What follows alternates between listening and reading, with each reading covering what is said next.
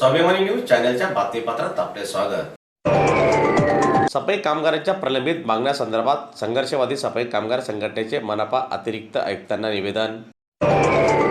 महानगरपालिकेतील कार्यालयीन कर्मचारी व सफाई कामगार यांच्या विविध प्रलंबित मागण्यासाठी आज संघर्षवादी सफाई कामगार संघटनेतर्फे अतिरिक्त आयुक्तांना निवेदन देण्यात आले। मनपातील कार्यालयीन कर्मचारी व सफाई कामगार यांच्या ॲडव्हान्स रकमेतील वाढ करावी, सेवानिवृत्त सफाई कामगारांना वाढीव उपदानाची रक्कम तात्काळ देण्यात यावी, तसेच 7व्या वेतन आयोगानुसार थकीत रक्कम अदा करावी अशी मागणी संघटनेने निवेदनाद्वारे केली आहे। या मागण्यासह कामगारांच्या इतर प्रश्नाकडे प्रशासनाने तातडीने लक्ष द्यावे, अन्यथा तीव्र स्वरूपाचे आंदोलन छेडण्याचा इशाराही संघटनेच्या पदाधिकाऱ्यांनी दिलेला असून यावेळी निवेदन देण्यासाठी संघर्षवादी सफाई कामगार संघटनेचे पदाधिकारी व कामगार मोठ्या संख्येने उपस्थित होते। आज दिनांक 10/3/2026 रोजी सर्व सफाई कामगार आणि संघर्षवादी सफाई कामगार संघटनेचे पदाधिकारी नेते आम्ही सर्व मिळून माननीय अतिरिक्त आयुक्त करुणा ढाळे मॅडम यांची भेट घेतली।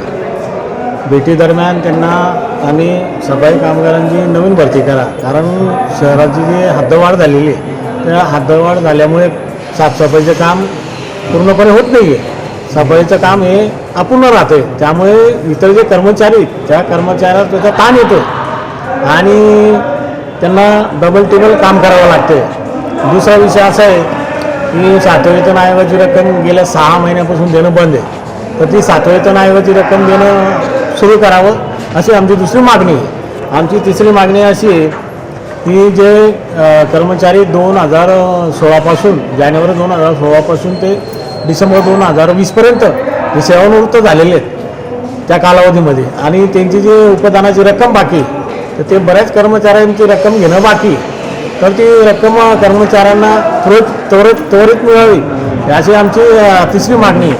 आमची चौथी मागणी आहे की धुळे महापालिकेतील कार्यालयीन कर्मचारी व सफाई कामगार यांना जे दर वर्षाला ॲडव्हान्स दिलं जातं, जसं रमजान ईद आहे, दिवाळी आहे, 14 एप्रिल आहे, हे जे असे सण येतात या सणांना ॲडव्हान्स दिलं जातं, तर ते ॲडव्हान्स 12,500 रुपये 12,500 रुपयामध्ये ते सण साजरे करणं शक्य होत नाही।